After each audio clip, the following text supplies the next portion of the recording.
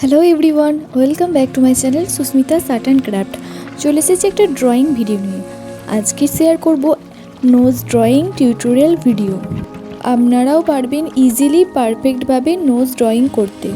শিখতে হলে ভিডিওটি শেষ পর্যন্ত দেখতে থাকুন।